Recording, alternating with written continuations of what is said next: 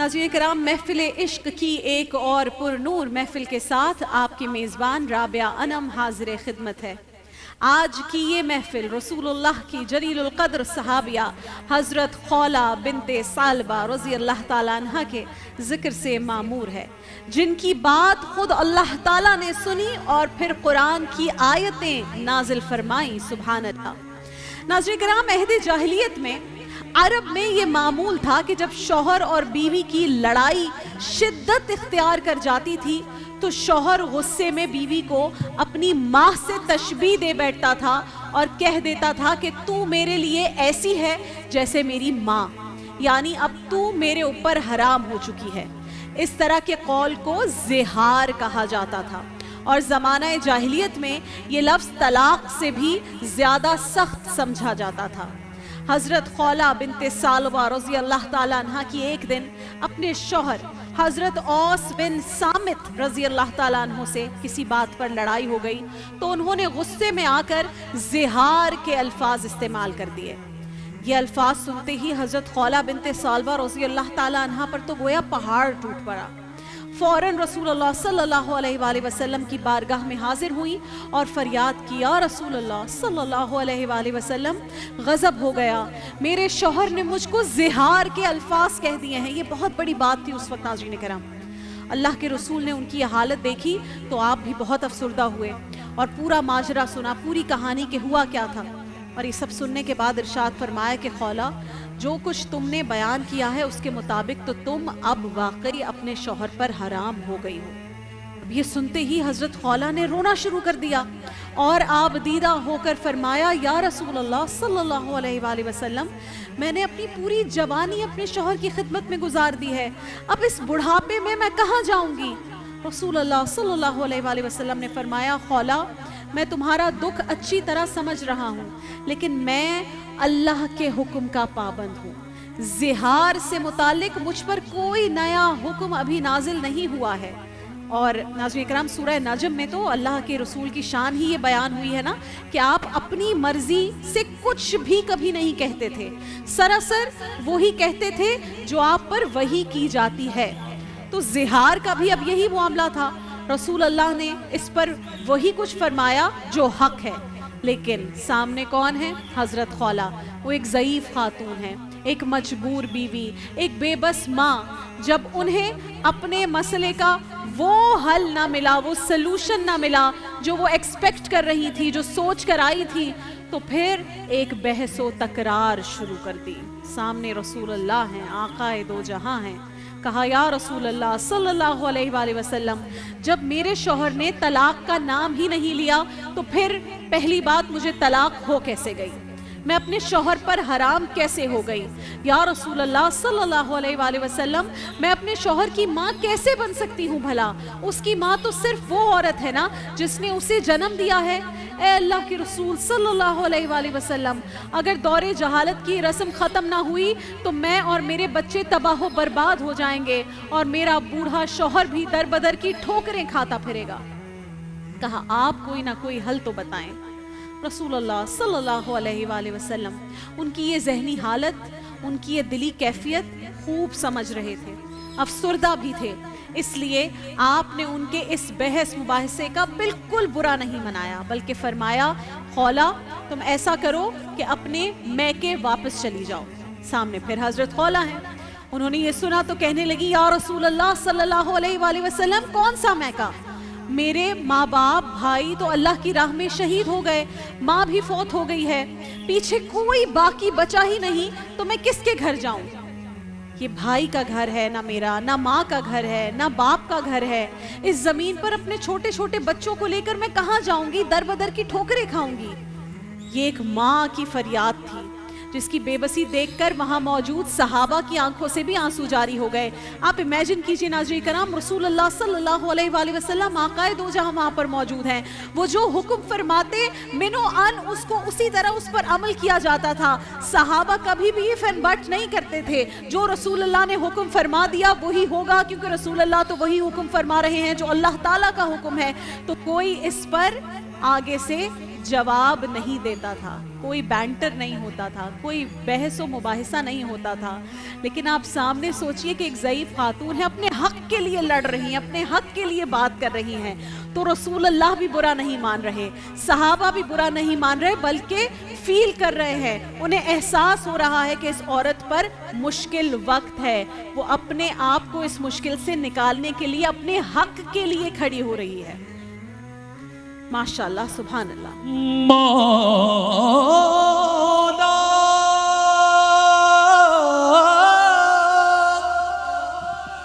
مولا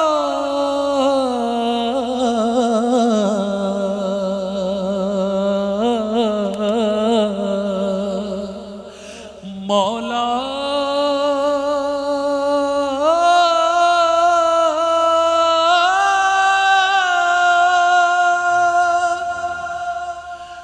بےکسوں کو سہارا ملے، ڈوبتوں کو کنارہ ملے. مولا بےکسوں کو سہارا ملے، ڈوبتوں کو کنارہ ملے. سر سے طوفان پل میں ٹلے، جو تیرا ایک اشارہ ملے. تو جو کر دے مہربانیاں، تو جو کر دے مہربانیاں، دور ہو جائے ہر ایک غم. میرے مولا کرم ہو کرم، میرے مولا کرم ہو کرم، میرے مولا کرم ہو کرم، میرے مولا کرم ہو کرم.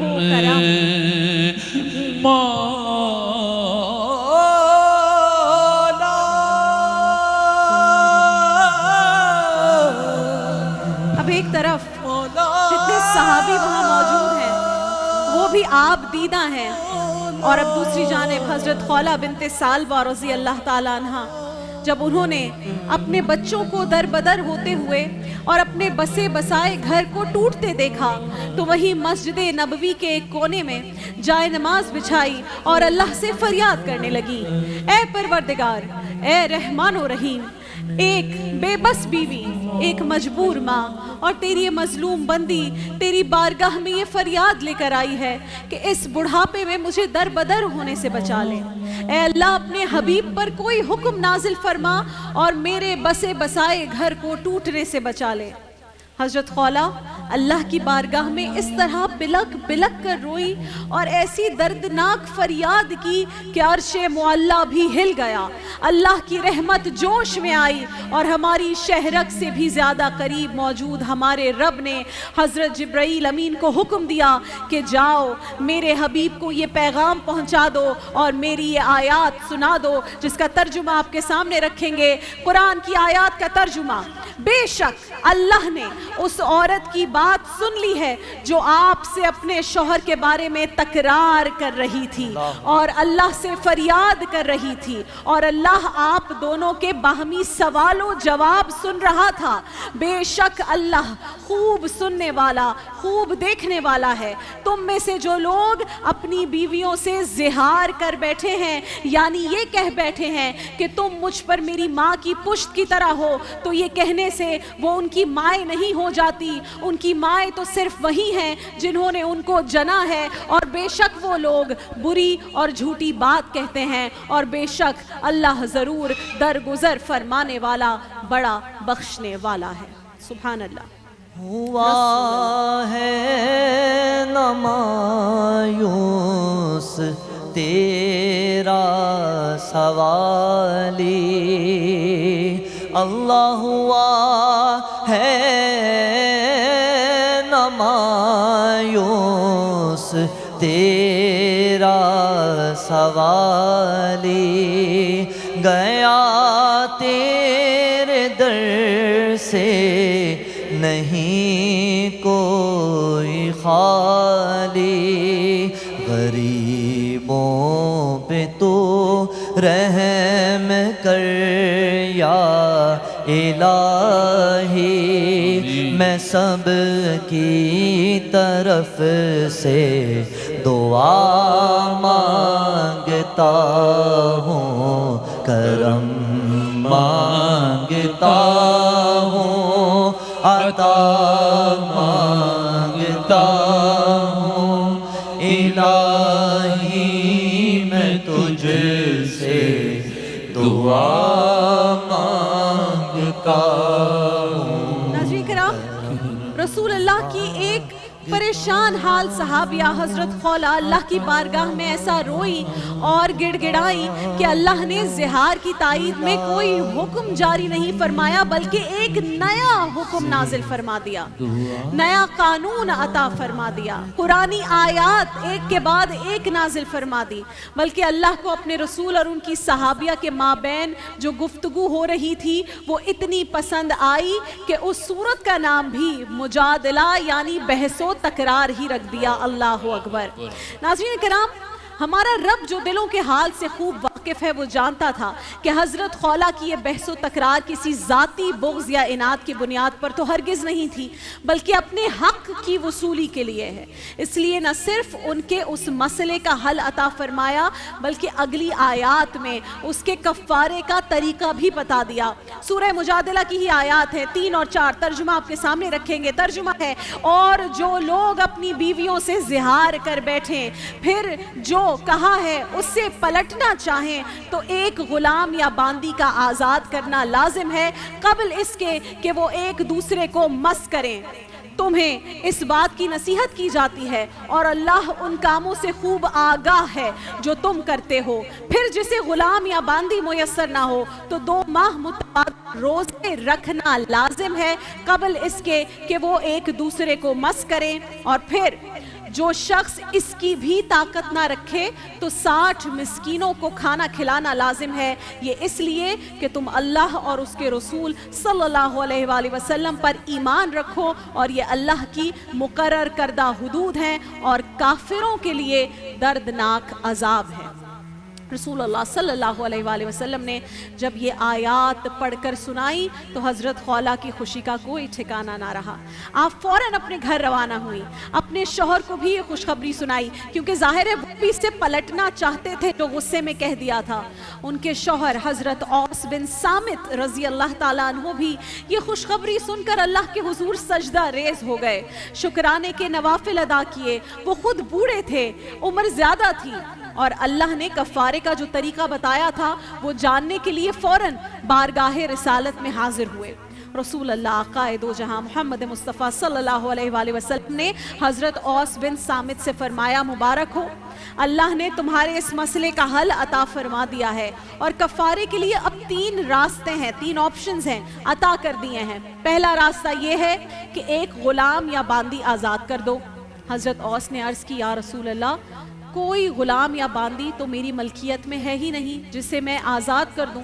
پھر رسول اللہ نے دوسرا راستہ بتایا کہ اچھا تو پھر ایسا کرو کہ 2 ماہ کے روزے 2 months 2 ماہ کے روزے تواتر سے رکھو۔ حضرت اوس نے فرمایا، عرض کی، میں بوڑھا آدمی ہوں یا رسول اللہ، میری بینائی کمزور ہو گئی ہے، اللہ کی قسم اگر میں دن میں 2-3 مرتبہ کھانا نہ کھاؤں تو میری نگاہ بالکل ہی ختم ہو جاتی ہے۔ یہ سن کر آپ صلی اللہ علیہ وآلہ وسلم نے فرمایا، تو پھر آخری طریقہ یہ ہے کہ 60 مسکینوں کو کھانا کھلاؤ، کفارہ ادا ہو جائے گا۔ پھر عرض کیا، یا رسول اللہ، خدا کی قسم میں اس کی استطاعت بھی نہیں رکھتا، اگر آپ صلی اللہ علیہ وآلہ وسلم میری کچھ مدد فرما دے تو پھر شاید میں یہ کفارہ، یہ جو آپشن تھا، یہ ادا کرنے کے قابل ہو سکتا ہوں۔